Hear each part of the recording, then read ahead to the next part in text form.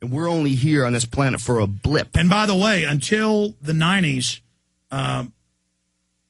when Saturn got hit by that comet that broke in all those pieces, scientists argued and said, no, only every billion years do we get hit by a big object. Now, because of the satellites and everything, they know we get hit every couple hundred years by gigantic objects. Yeah. And instead, the government's worried about spying on the citizens and controlling us instead of dealing with all these objects. I don't know what they can do, man. I don't know what they can do. I think the idea of monitoring the entire 360 degrees of Earth's sky is virtually impossible. If they turned the satellites around and started trying, they could. You think so? Yeah, I've seen the studies on it. Well, then what do you do when one's coming? You got some 5-mile wide hunk of metal that's heading towards the Earth. What do you do? You put weapon systems in space, but then you don't want there are treaties against that because whoever has weapon systems can turn them back towards Earth. Oh, it's also. Don't worry, Joe. The weapon systems are there. Oh, I'm sure they are. I mean, you know, I've read all that stuff about the Star Wars scientists, how many different scientists turned out missing or dead, and some strange, you know. Bob Bowman's in the hospital right now. He's actually in Fall of the Republic. He was the head of Star Wars, and he won't talk about it when I talk to him in private, but he said, I'll tell you what's declassified, because NSA spokesman and Space Command spokesman have let some of it out.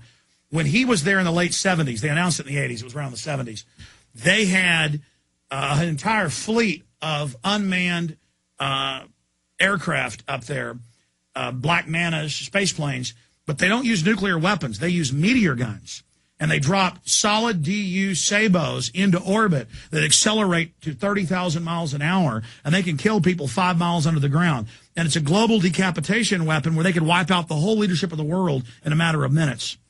Wow. And that's all real stuff? That's ultra top secret, the stuff that's leaked, yeah. Meteor guns? That sounds like an episode of Scooby-Doo. Well, no. I mean, it doesn't. It has a rocket booster on the back of, say, a 100-pound sabot. What's a sabot? That's, say, where you take a .223 round and shoot it out of a .50 caliber round, so it has even more acceleration power. And it's a sabot because it's got a rocket booster on it, so it would speed up to 20,000 miles an hour. Instead, 30, 35, 40,000 miles an hour. The space planes are already going. That is like the speed of meteors, right? They hit 45,000 miles. And that's why it's called a meteor gun, because when these birds are about to attack, they accelerate, coming in at an angle on the atmosphere to accelerate, so there's already a greater acceleration than a meteor would normally have. Then they fire with a high-powered rocket booster a solid DU round, which with its kinetic energy when it hits has the power of a medium-yield nuclear weapon. God damn. I believe it. You know, I mean, I believe that it's possible. I believe if they're willing to blow up Hiroshima and Nagasaki the way they did, why wouldn't they come up with something like that? You know. Well, believe me, the NSA will be watching this later. Joe, what do you want to say hi to him? I want to say I'm a true patriot. I pay my taxes. Leave me alone, please. What are you going to say? You know, I mean, the real problem is that we are moving in a certain direction, and we've been moving in this direction for a long time in this society, and in virtually every society that's ever existed.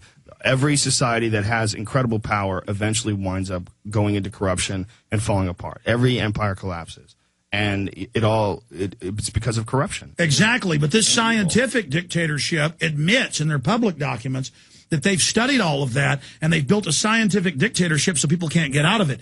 Joe, I have hundreds. I always, we joke about documents, but I have hundreds of documents, textbooks, government books, and reports, UN documents, Pentagon documents. This was written by the White House science czar, John P. Holdren, and it was written by one of Bush's advisors, Bush Sr., Paul R. Ehrlich. This calls for putting sterilants in the water to sterilize people, the vaccines, poisoning us, world population reductions of 80%. It is real, and a lot of people can rationalize and say, yeah, there are too many people, instead of understanding, wait, I'm under attack too. They are attacking us, and this guy recently declassified chemtrails, and it made almost no news, and said, yeah, we've been spraying with barium salts and aluminum dioxide. What do you say to that? What is the chemtrails? What's the purpose of the chemtrails?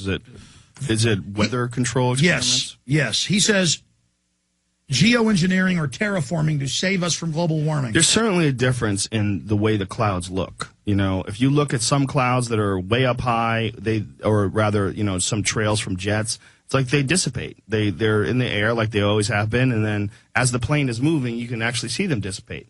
But then you have these other ones that, like, they linger and they spread out and they literally become clouds. In L.A., they're everywhere. You know, I don't know what that is. Honestly, I have not looked into it. Well, the incredible thing is scientists that were outside the government did test it, did look at it. They said it's barium salts. How did they test it? They went up in the air and scooped it up? Yes, they used aircraft and also got ground samples.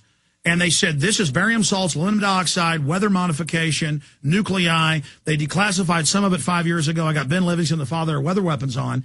Then, 8 months ago, Poldrin, the White House science czar, gives a press conference and says, we've been studying it, and it's aluminum dioxide, barium salts. We're doing it to save you.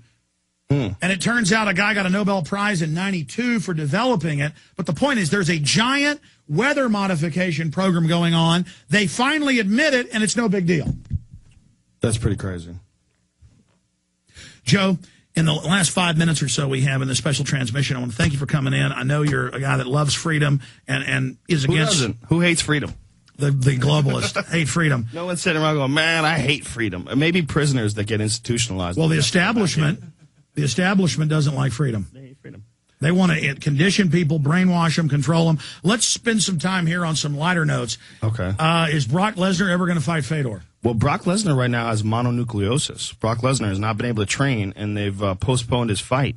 He was supposed to be fighting Shane Carwin, and that was in November, and they had to postpone it to January. Now there's talk that they may have to postpone it even further if he can't train, because he's been really sick. He hasn't been able to train. And then Lesnar, or Shane Carwin, rather, had H1N1. He lost like 20 pounds due to the flu. So it's, you know, Brock's in a bad situation right now. There's a bunch of guys that have mono. I've heard it. My friend is one of the members of Jeremy Horn's gym. Jeremy Horn's a pretty famous MMA fighter, and at least 2 guys from his gym came down with mono. So why? It's spreading.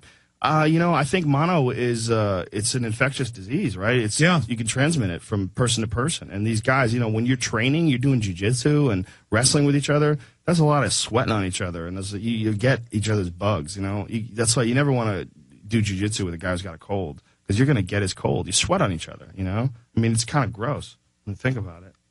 I hear you're a pretty good jiu-jitsu guy. I'm pretty good. I'm decent, you know. For guys who aren't good, I'm good. Wasn't there some talk about you and fighting some movie star? Yeah, it was Wesley Snipes, yeah. Yeah, it was his idea, but he changed his mind. But I was training for it. I just thought, he doesn't know jiu-jitsu. If you don't know jiu-jitsu and someone grabs a hold of you, it's like, what are you going to do? You're going to just ad-lib your way out of this? I'm going to choke you. You don't know what you're doing. Jiu-jitsu is like a long process. It takes a long time to learn. And someone who really doesn't understand it, he has no knowledge of it at all. If you watch the early UFCs, you see how that goes. You know, Hoist Gracie gets on top of you and chokes you out. That's what happens. It's a very complex martial art. If you don't understand it, or at least have some defense, you're in a lot of trouble. So it's more like chess versus... Yeah. It's technique. It's technique and understanding of the positions. And most people just don't know what to do, and your natural instincts will betray you every time. If you don't know jiu-jitsu and someone does and you roll with them, every single time your natural instincts give you up. You don't realize that you're making mistakes. You don't know what you're defending against. You don't know what's coming. So you don't know how to put yourself in the right position, so you give up a position. And if you give up a position with a guy who knows jiu-jitsu, he's going to tap you out. It's just how it goes.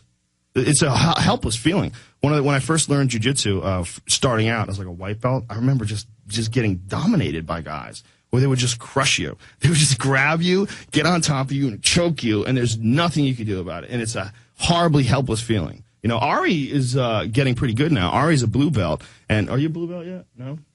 But he's tapped some people. You've tapped some people, right? He's been doing it for a couple of years. But when Ari started out, not only was Ari, like, not doing any sports, he wasn't doing anything. He was smoking cigarettes, and he was just... You play basketball every now and then? How often? Once or twice a week, folks. Basketball. Okay, so he played a little basketball. But, you know, I mean, he went from no martial arts experience whatsoever to, you know, actually tapping guys out. Hung in there. I'm proud of him.